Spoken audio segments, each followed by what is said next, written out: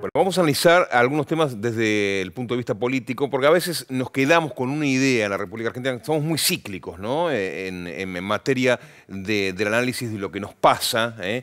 Y parecería que todo termina en el mes de noviembre con las elecciones, ¿no? Que es como una concentración de expectativas.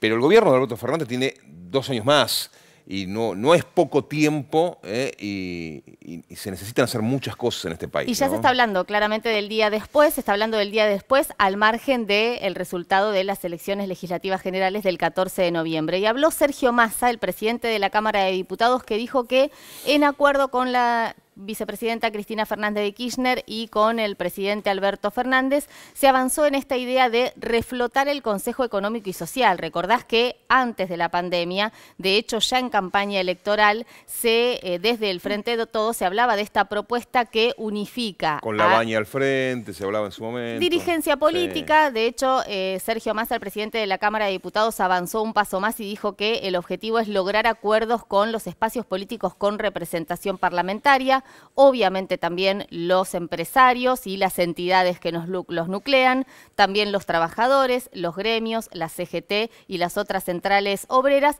con algunos objetivos vinculados con el más allá de la coyuntura, ¿no? El caso de la deuda externa, el caso de la seguridad, sí. El empleo, la producción. Y en el caso de la deuda externa, bueno, sabemos que si hay un acuerdo con el Fondo Monetario Internacional, tendrá que pasar por el Congreso Nacional. Y en este contexto, Massa habló de el endeudamiento como un proyecto intergeneracional que trascienda precisamente la coyuntura y no la deuda como ocurrió durante muchas gestiones para evitar, para afrontar gastos corrientes. Ahora, el bolón que hay todos los días, ¿no?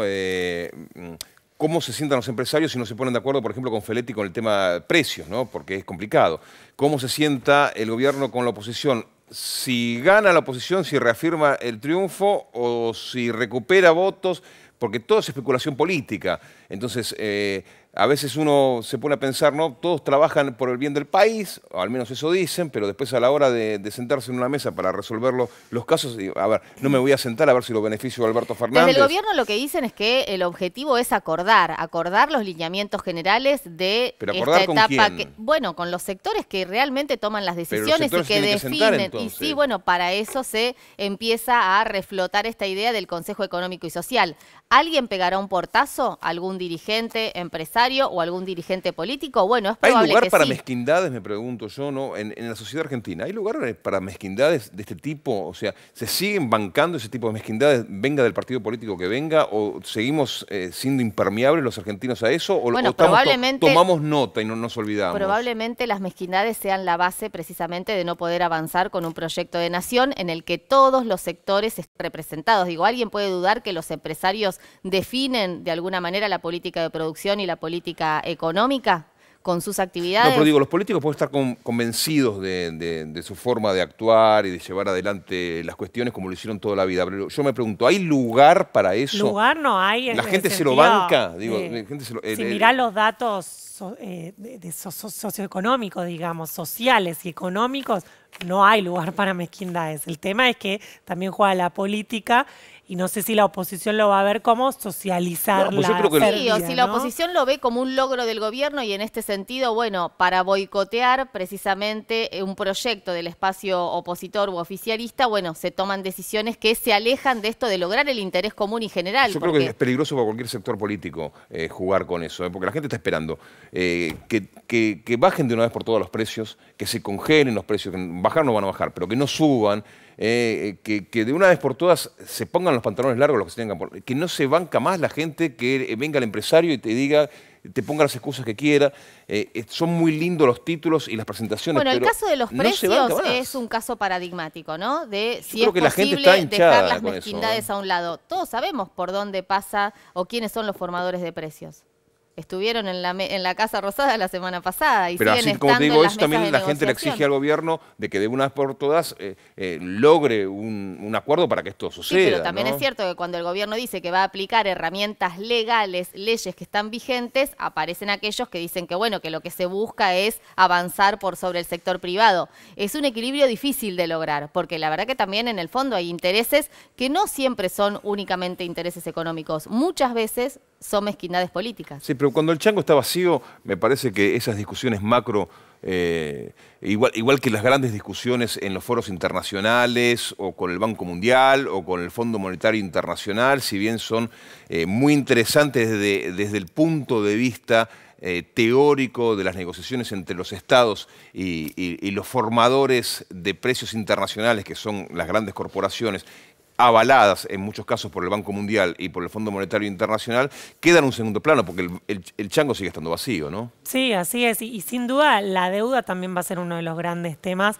después de las elecciones, porque esto, tenés que acordar con el FMI, que es un poco el tema que te traía, que terminó la gira de Martín Guzmán en Estados Unidos, estuvo Juan Mansur, el Claro. jefe de gabinete, y ahí lo que se puede pasar en limpio es que todavía no hay un acuerdo y Argentina tiene que acordar, es lo que manifestaron justamente en la gira Guzmán, Mansur, se lo dijeron al FMI, se lo dijeron a los inversores. Alberto Fernández la semana pasada no paró de decir hay que acordar con el FMI, se lo dijo a los empresarios en Casa Rosada, se lo dijo a los empresarios en el coloquio de IDEA. El tema es que todavía hay ciertos pedidos que está haciendo Argentina que el FMI no está cediendo. Y los plazos tenés hasta marzo para negociar. Yo creo que los más deseosos de poder llegar a un acuerdo son los del propio fondo, porque tienen un lío, un bolón que hay adentro tremendo que no lo pueden Sí, solucionar el tema es el interno, antecedente ¿no? de las sobretasas, ¿no? Digo, Pero es que hasta el beneficio. G20 lo está pidiendo, muchachos, Y sí, chicos, Lo pide el chicas. G20, lo que pasa, obviamente que es la típica frase de si el banco te presta mucho, ¿quién tiene el problema, el banco o vos, claro. no? Claro. Y esta es un poco el caso, pero a la vez el fondo es tan Acá el problema lo tenemos poderoso. siempre nosotros. Claro, o sea, si bien el fondo le prestó un monto gigante a Argentina, que representa, para el fondo es mucho dinero, de todos modos, el fondo es mucho más poderoso, porque detrás del FMI está Estados Unidos y están las grandes potencias mundiales, y si quiere no acordar con Argentina, no va a acordar, y no va a necesitar esos 57.000 millones para salir De hecho, salir otorgó un adelante. préstamo extraordinario a la República Argentina. Bueno, sabemos que también en el fondo hay decisiones políticas en cuanto a los gobiernos que apoya o no el Fondo Monetario Internacional. Creo que no vamos a solucionar nada de esta mesa. Me encantaría. Guarda, ojo, no nos subestimen, pero hoy no creo que logremos nada todavía. Gracias, chicas. Seguimos.